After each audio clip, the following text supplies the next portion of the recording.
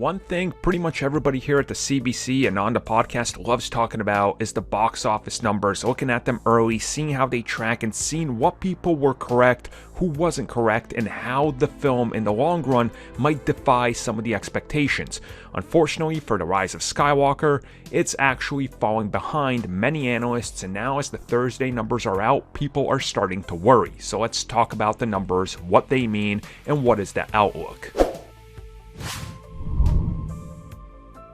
So I will have this all linked in the description down below for you guys in case you guys want to check the official things, just because they go a little bit more into it.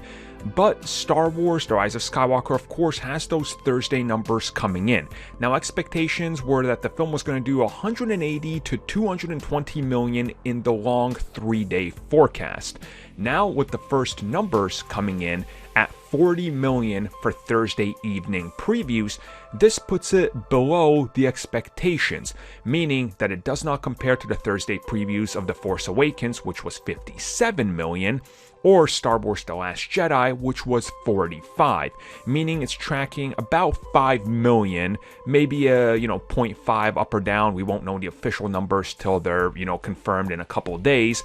but it's a significant downfall of what the expectations were. Now, obviously, if you just look at it, Thursday is a pretty big number considering everything rolls in with Friday, Saturday, and Sunday for that big weekend number. Meaning that right now, the people that were saying it was going to do about 45 to 50 million, and this was being factored into their long run of $220 million opening weekend, are now going to pretty much be, well, not in that range at all, considering it's tracking far less than that. Now, there is also the possibility, which has happened before, so I'll specify here, that there could be a scenario where the Thursday numbers were like this, and some people were reluctant to see the film. Now that some people seem to be a little bit more positive in case they hated The Last Jedi, that word of mouth could pass along and more people could show up. This has happened with other movies before,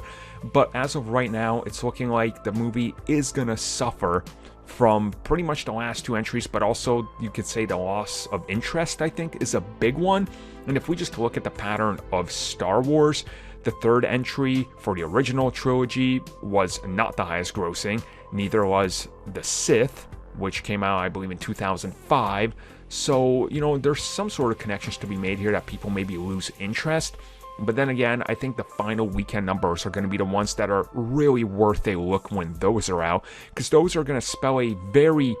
interesting picture, because not only are we going to have the United States, which is rather important, once we factor in the rest of the world, which those numbers are always somewhat delayed, I think we're going to see how this goes and whether the franchise is being held up with overseas, not including China, obviously, don't bring that up,